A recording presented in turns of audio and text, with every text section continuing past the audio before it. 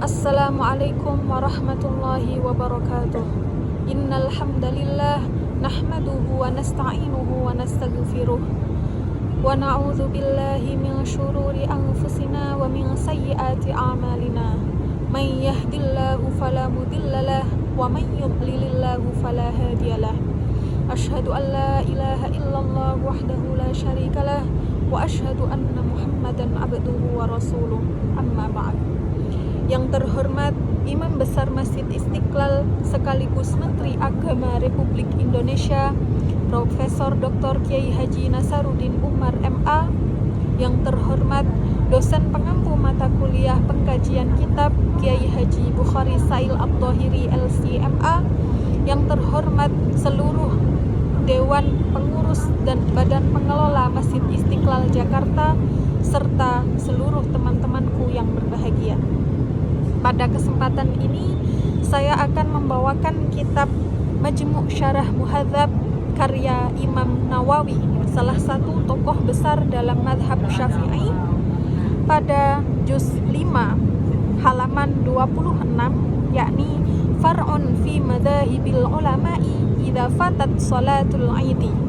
Jadi pada bab ini akan dijelaskan bagaimana pendapat para ulama apabila sholat Id terlewat.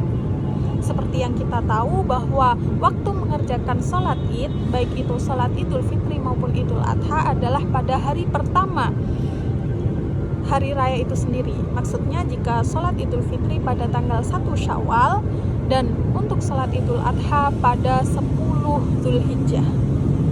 Adapun waktunya mulai dari terbitnya matahari, meskipun ada qaul ashah yang menyebutkan bahwa lebih baik menunggu sampai matahari terbit dan naik kira-kira 1 tombak atau masuk waktu duha sampai dengan tergelincirnya matahari.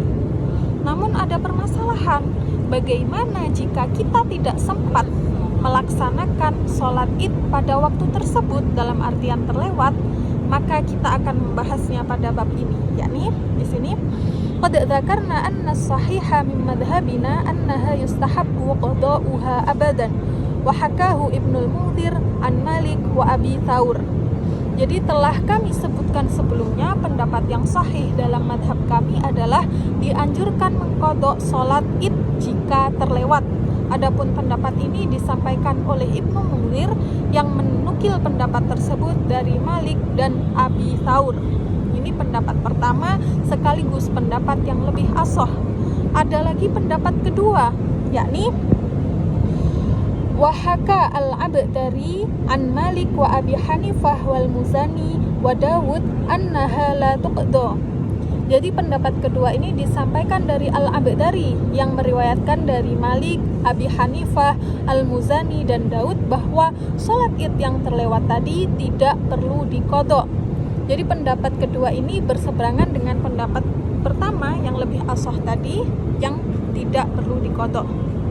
Kemudian terkait waktunya, jika kita mengambil pendapat yang lebih ashah tadi, di mana kita dianjurkan untuk mengqadha salat Id yang terlewat, kapan waktunya? Di sini disebutkan wa qala Abu Yusuf wa Muhammad tuqda salatul fitri fil yaumi tsani wal adha fil tsani wa tsalits.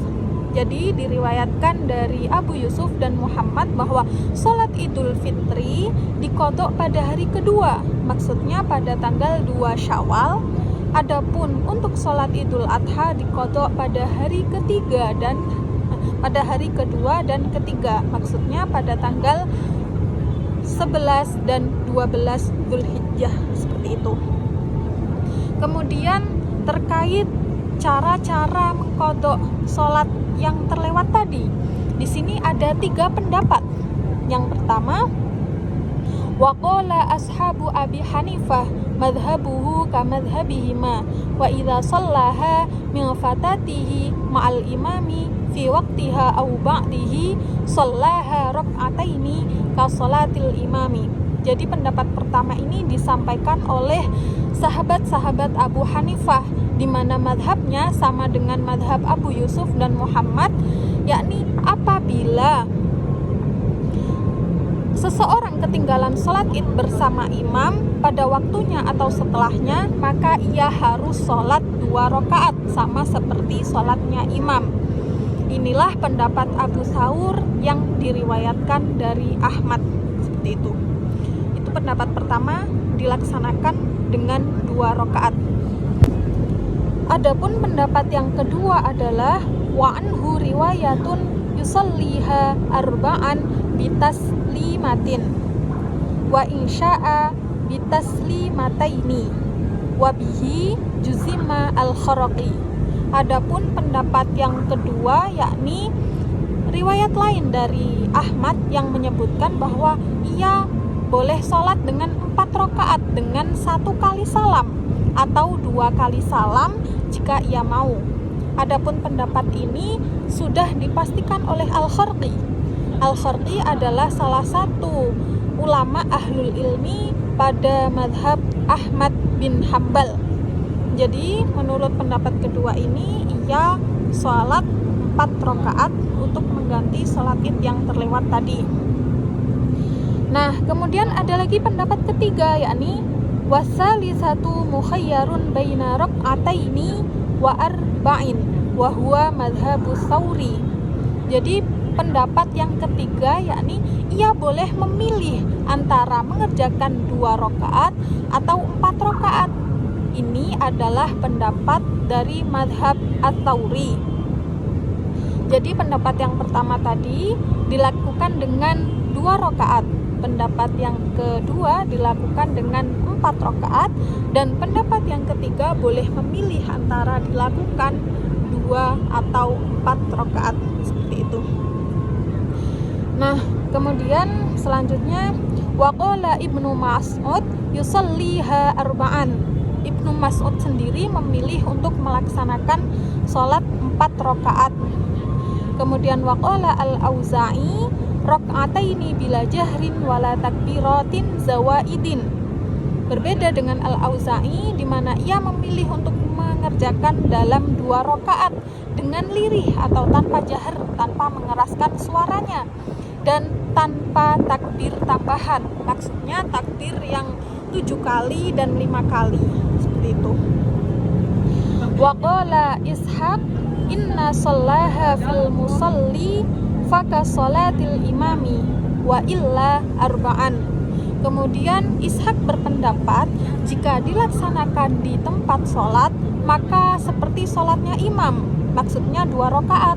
Namun jika dilaksanakan di tempat lain bukan musola maka harus dilakukan dengan 4 rakaat seperti itu. Jadi kesimpulannya, apabila sholat id yang kita lakukan terlewat, maka ada 2 pendapat. Kita disunahkan untuk mengqodoknya, dan yang kedua kita tidak perlu mengqodoknya.